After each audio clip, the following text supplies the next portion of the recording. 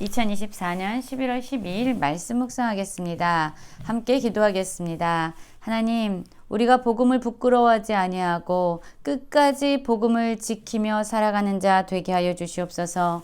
예수님 이름으로 기도했습니다. 아멘.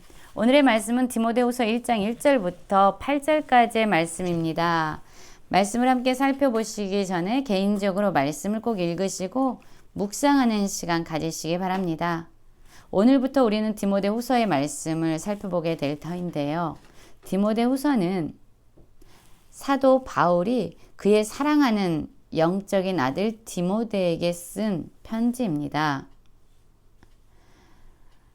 이 편지를 쓴 시기는 바울이 노사도가 되어서 이제 죽음을 눈앞에 두고 기록한 편지라 할 수 있습니다. 유서와 같은 편지지요.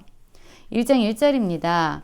하나님의 뜻으로 말미암아 그리스도 예수 안에 있는 생명의 약속대로 그리스도 예수의 사도된 바울은 사랑하는 아들 디모데에게 편지하노니 하나님 아버지와 그리스도 예수 우리 주께로부터 은혜와 긍휼과 평강이 내게 있을지어다 라는 말씀으로 시작하고 있습니다.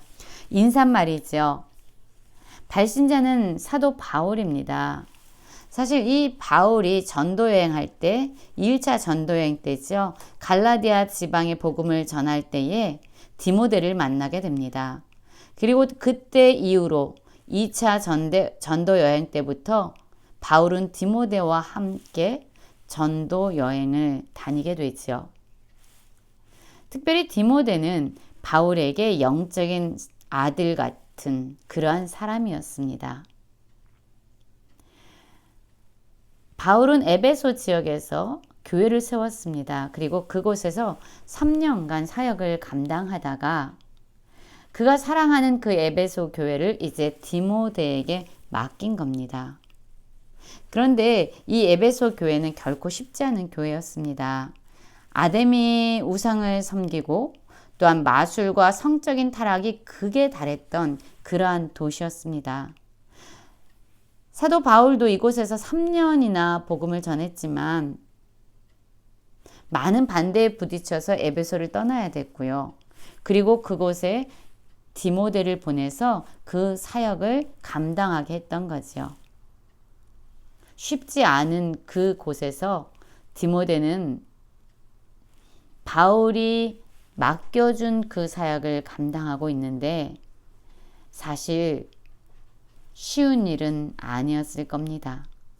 지금 바울이 디모데후서를 쓰는 이 당시에 그가 머무른 장소는 바로 감옥에 있었어요. 사도 바울은 감옥에 있고 젊은 디모데는 이 힘들고 어려운 에베소에서 사역을 하고 있는 거지요. 이 사도 바울은 디모데를 위해서 어떤 일을 했을까요? 3절 보면 내가 밤낮 간구하는 가운데 쉬지 않고 너를 생각하여 청결한 양심으로 조상적부터 섬겨오던 하나님께 감사하고 내 눈물을 생각하여 너 보기를 원하면 내 기쁨이 가득하게 하려 함이라. 그렇습니다. 이 복음 사역을 감당하면서 힘겨운 씨름을 하고 있을 디모데에게 바로 그를 생각하면서 밤낮 간구하고 있다라고 말하고 있습니다. 사도 바울은 그의 영적인 아들 디모데를 위해서 밤낮 간구하고 기도하며 그를 기억했던 겁니다. 그리고 그를 보기를 간절히 원했어요. 그를 생각하면서 하나님께 감사했습니다. 왜냐하면 그 속에는 거짓 없는 믿음이 있었기 때문입니다. 그리고 이 디모데의 믿음은요. 그의 조상이었던 외조모 로이스와 어머니 유니게로부터 받은 견고한 믿음이었던 거예요. 한번 생각해 보십시오, 여러분. 디모데는 지금 이 어려운 사역지에서 복음을 전하고 있고요. 사역을 감당하고 있는데 그의 영적 아버지는 감옥에 있습니다. 어렵게 이 복음을 전하면서 진리를 가르치고 있는 이 디모데에게 사람들은 어떠한 말을 했을까요? 한번 생각해 보십시오. 아마 이러지 않았을까요? 예수를 믿으면서 그렇게 복음을 전하는데 사도 바울이 지금 어떠한 삶을 살고 있느냐? 그가 부요함을 누리기보다 영광을 누리기보다 많은 권력을 갖는 것이 아니라 오히려 감옥에서 고생을 하고 있지 않냐? 이게 예수님을 믿는 결과냐? 그러면 너도 분명히 사도 바울이 간 것처럼 이 세상에서 잘 되기는커녕 감옥에 가서 목숨을 잃을 텐데 이것이 정말로 의미 있는 것이냐? 라고 이야기하면서 아마 디모데에게 많은 핍박과 조롱과 비난을 했을 것입니다. 바울 역시 쉽지 않은 상황에 있었죠. 이 편지를 쓸 때 로마 감옥에 갇혀 있었어요. 그런데 디모데가 지금 에베소에서 남겨져서 어떠한 심정으로 어떤 어려움 가운데서 그 일을 감당하고 있을지 알고 있었을 겁니다. 짠하기도 하고 안쓰럽기도 하고 그러나 바울은 그냥 단순히 그러한 감정에서 머물지 않았습니다.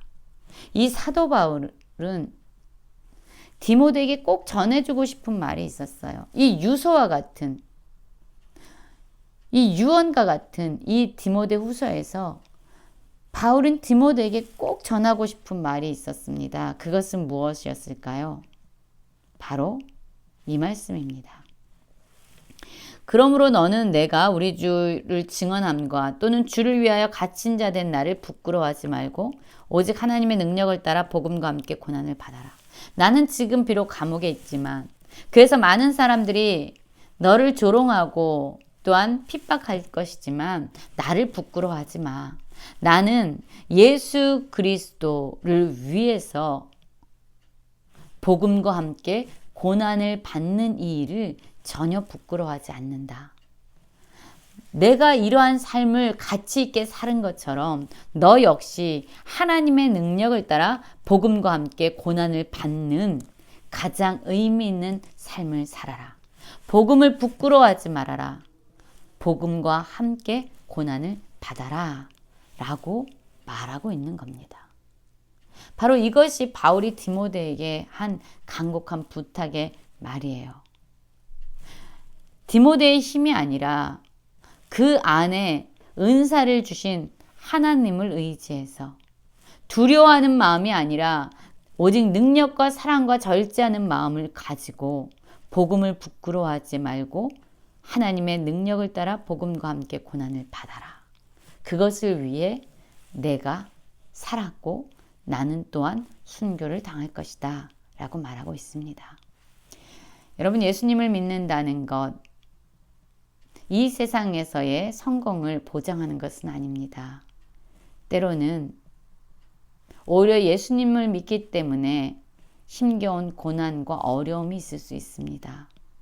그러나 여러분, 복음을 부끄러워하지 말고 하나님의 능력을 따라 복음과 함께 기꺼이 고난을 받는 저희가 되기 원합니다.